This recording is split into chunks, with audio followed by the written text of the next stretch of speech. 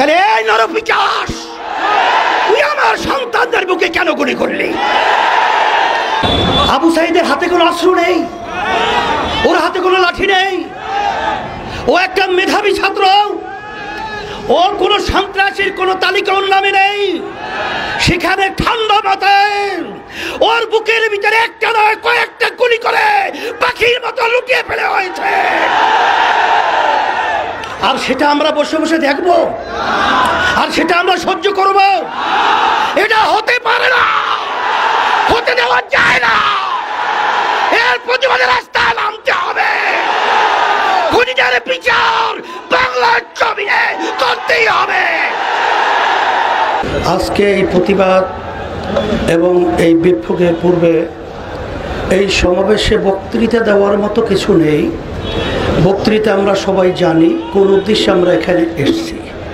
তবে আজকে ইসলামী আন্দোলন বাংলাদেশ প্রতিষ্ঠিত হয়েছে, তার লক্ষ্য উদ্দেশ্য হলো অন্যায় প্রতিবাদ, ন্যায়ের পক্ষে।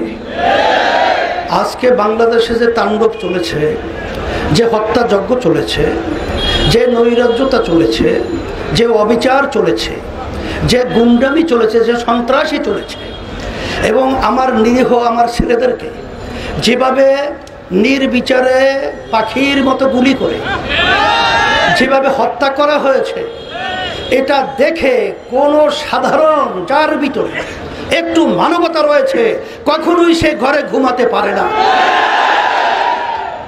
তারই অংশ হিসেবে আজকে আমরা রাজপথে এসেছি। আজকে আমার ছেলেদেরকে, আমার মেয়েদেরকে আজকে ওরা নির্বিচারে পাখির মতো গুলি করে হত্যা করবে।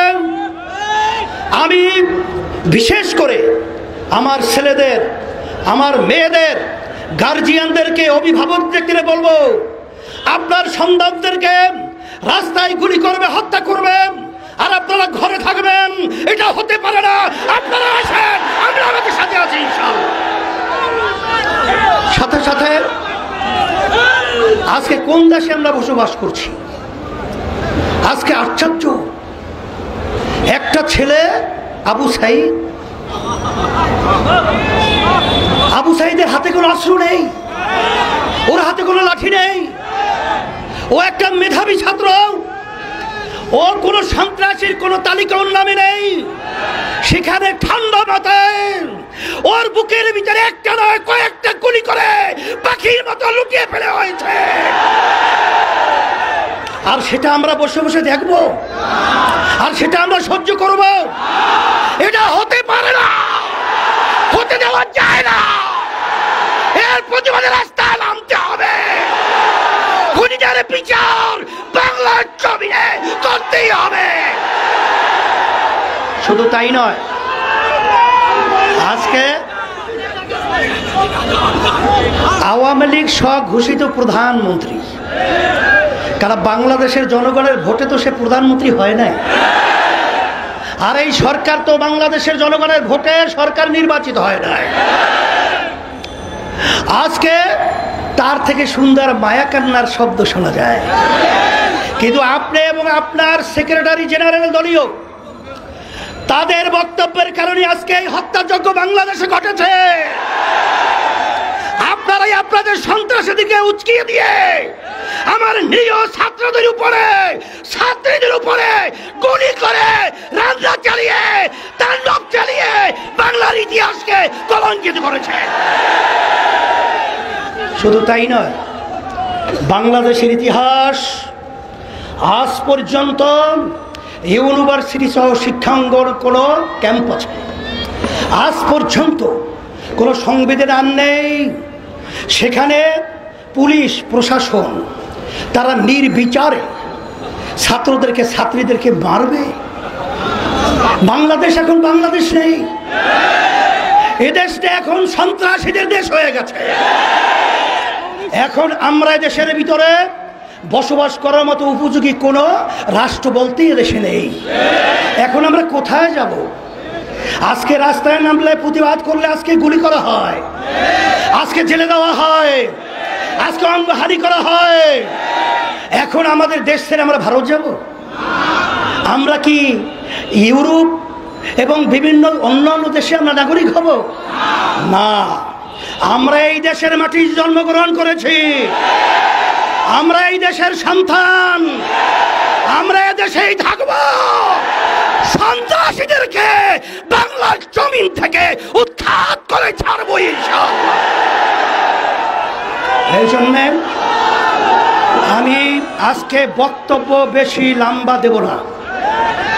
আজকে আইনমন্ত্রী, প্রধানমন্ত্রী এখন যারা নাকি ন্যায্য অধিকার দাবি নিয়ে রাজপথে এসেছিল তাদের কাছে বসার জন্য প্রস্তাব করছেন, কিন্তু যেই যানগুলো ঝরে গেল, যেই মায়ের কোল খালি হলো, যেই সন্তান আজকে মা এতিম হলো, আজকে মা সন্তান হারা হলো, সেই সন্তানদের কি বিচার হবে? তাদেরকে কিভাবে ফেরত দেওয়া হবে?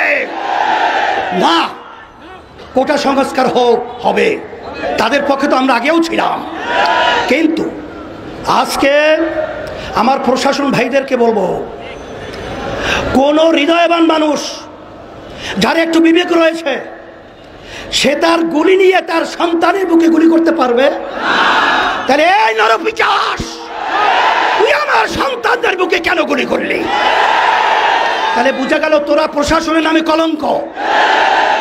আর তোমরা প্রশাসন কি আওয়ামী লীগের লালিত পালিত ক্যাডার গুন্ডা না বাংলাদেশের প্রজাতন্ত্রের কর্মচারী? কিন্তু তোমাদের কার্যক্রমের মাধ্যমে আজকে প্রজাতন্ত্রের কর্মচারী প্রমাণিত হয় নাই। তাই আমরা সবাই সকলকে আহ্বান করব, আসেন আজকে বুদ্ধিজীবী, শিক্ষাজীবী, রাজনৈতিক যত পেশার নেশার যারা আমরা বাংলাদেশে বসবাস করি, আমরা এই অন্যায়ের বিরুদ্ধে, এই অন্যায়ের হত্যার প্রতিবাদে, এই জালিমদের বিরুদ্ধে একসঙ্গে যদি ঝাঁপিয়ে পড়ি, ওরা বাংলার জমিনে থাকার সুযোগ পাবে না ইনশাআল্লাহ। এই আহ্বান আমি সকলকে করছি, আসেন। আর বসে থাকলে আমাদের পায়ের নিচে মাটি থাকবে না, এদেশে আমাদের জানমাল ইজ্জতের নিরাপত্তা থাকবে না, আমাদের স্বাধীনতা থাকবে না। তাই আমাদের স্বাধীন দেশে আমাদের স্বাধীনতা নিশ্চয়তা করার জন্যই রাজপথে নামার জন্য সকলকে আহ্বান জানাচ্ছি।